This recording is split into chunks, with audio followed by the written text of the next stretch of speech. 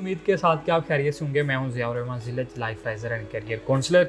आज की इस वीडियो में बात करेंगे LLB से मुतल्लिक या BS लॉ या BA लॉ कह लें, इसके मुतल्लिक बात करेंगे।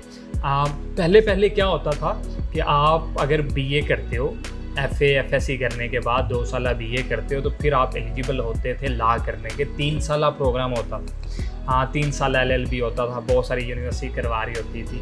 सालाना प्रोग्राम होता था, 3 साल आप डिग्री होती थी, हर साल आपने टेस्ट देना होता था, 3 साल प्रोग्राम कर लेते थे। फिर 5 साल डिग्री आई कि आप FSC के बाद FA के बाद भी अपीयर हो सकते हैं, 5 साल डिग्री होगी।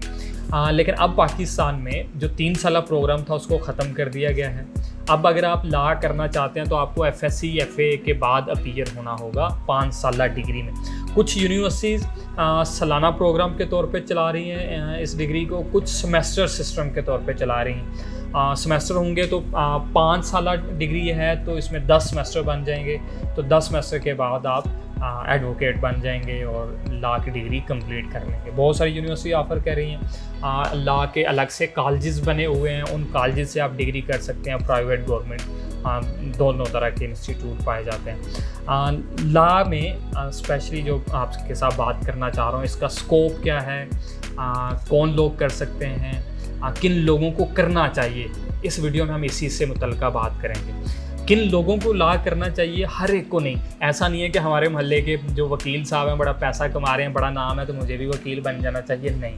अगर आप अपनी बात को मनवाना जानते हैं, आपको बहस करना अच्छा लगता है, बहस के नतीजे में लड़ाई झगड़ा नहीं कर जाते बल्कि किसी रिज़ल्ट पे पहुंचना आपको अच्छा लगता है, आपके पास हर बात की कोई ना कोई दलील होती है। फर्ज़ किया मैं आपसे कहता हूँ, आप ये कहें कि मेरे पास iPhone है और ये दुनिया का बेहतरीन फ़ोन है, आपके पास दलाइल हों। थोड़ी देर बाद मैं कहता हूँ नहीं, आपने iPhone की बात नहीं करनी, बल्कि आपने कहना है कि ये जो सैमसंग के मोबाइल हैं ये दुनिया के बेहतरीन मोबाइल हैं। तो आपके पास इसके के लिए भी बेशुमार दलाइल और आप ये साबित कर दें कि भाई हाँ, सबसे अच्छी कंपनी तो यही है। अगर आप ऐसा कर सकते हैं और करते हैं डेली बेसिस पे, दोस्तों के साथ, घर वालों के साथ जो आपकी गुफ्तगू होती है और घर वाले कहते हैं भाई बस तेरे से बहस तो बस ख़त्म भाई, हमें कोई बात नहीं करनी, बात इधर ही। अगर आपके साथ ऐसा मामला है तो आप बेहतरीन वकील साबित हो सकते हैं। आप लॉजिक देना जानते हैं, अपनी बात को दलील से मनाना जानते हैं, और लोग कहते हैं यार ये पता नहीं कहाँ से दलीलें ले आता है। अगर ये मामला आपके साथ है तो आप बेहतरीन वकील साबित हो सकते हैं। और मैं कहूँगा कि लॉ की डिग्री तो बनी ही आपके लिए। फिर आपने अगर FA किया है तो लॉ में एडमिशन ले लीजिए। लॉ में एडमिशन लेने के लिए पहले आपको लैट का टेस्ट देना होगा, लॉ एडमिशन टेस्ट। जिस तरह मेडिकल का टेस्ट होता है MD कैट, इंजीनियरिंग का टेस्ट होता है ECAT, बाकी यूनिवर्सिटी बाकी डिग्री के लिए टेस्ट होता है USAT, इसी तरह लॉ के लिए क्या है जी, लैट का टेस्ट आपको पास करना ज़रूरी होता है।